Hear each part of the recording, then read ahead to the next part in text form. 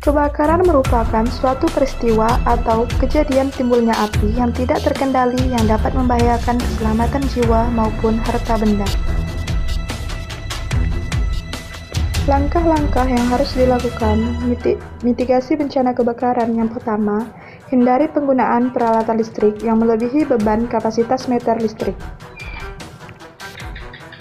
Yang kedua yaitu pemasangan instalasi listrik di rumah. Jangan terlalu banyak sambungan isolasi, karena bila terkena panas, listrik mudah menuai dan mengelupas. Langkah yang ketiga, pada saat listrik padam, jangan meletakkan lilin dekat dengan bahan yang mudah terbakar. Langkah yang keempat, hindari peralatan dan bahan yang mudah terbakar dari jangkauan anak-anak. Langkah yang kelima, memeriksa secara berkala instalasi listrik di rumah. Apabila ada kabel rapuh, sambungan atau stop kontak yang aus atau tidak rapat, segera ganti dengan yang baru. Langkah yang keenam yaitu memeriksa kondisi tungku, masak, dan segera ganti jika ada yang bocor. Langkah yang ketujuh, menempatkan bahan-bahan yang mudah terbakar pada tempat khusus. Jangan bercampur dengan bahan yang dapat menimbulkan reaksi kebakaran. Langkah yang kedelapan, menyiapkan alat pemadam kebakaran, air, pasir, serta karung goni yang dibasahi di lingkungan sekitar. Langkah yang kesembilan, paham menggunakan alat pemadam kebakaran. Langkah yang terakhir yaitu paham teknis memadamkan api. Untuk mengantisipasi terjadi bencana kebakaran, kita harus tahu langkah-langkah mitigasi bencana. Tindakan sebelum terjadi kebakaran pemukiman. Yang pertama yaitu jangan panik dan segera menyelamatkan diri bersama keluarga. Yang kedua, segera padamkan dengan alat pemadam yang ada seperti apar atau alat pemadam api ringan atau karung goni yang dibasuhi air. Yang ketiga yaitu tutup ruangan yang terjadi kebakaran agar tidak menjalar ke ruangan lain. Yang keempat, segera hubungi pemadam kebakaran jika api tidak bisa dipadamkan sendiri. Yang kelima, tidak mengunci pintu-pintu di rumah agar jika ada pemadam kebakaran mudah untuk memadamkan api. Yang keenam, menggunakan kain basah ditempel di hidung agar napas kita tidak sesak karena banyak asap kebakaran.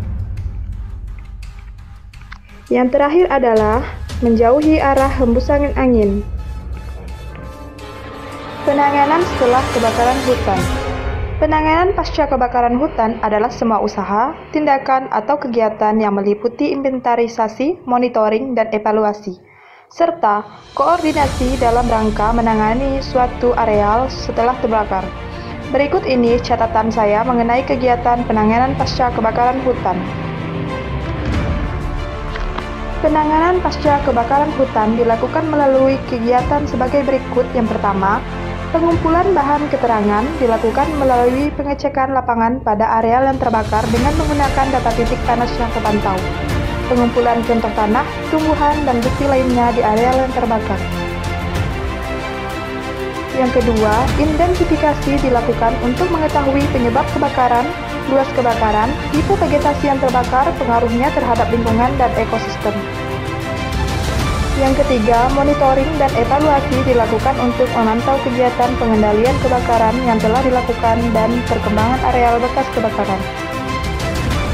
Yang keempat, rehabilitasi dan rekonstruksi dilakukan dalam rangka merehabilitasi kawasan bekas kebakaran dengan mempertimbangkan rekomendasi dan atau masukan berdasarkan data dan informasi yang diperoleh dan hasil identifikasi.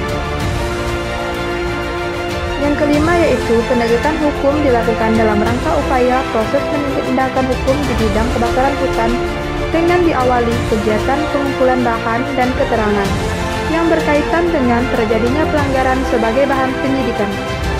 Investigasi pasca kejadian kebakaran harus segera dilakukan untuk mengetahui siapa penyebab terjadian kebakaran, bagaimana prosesnya, dan berapa besar kerugian yang diakibatkan.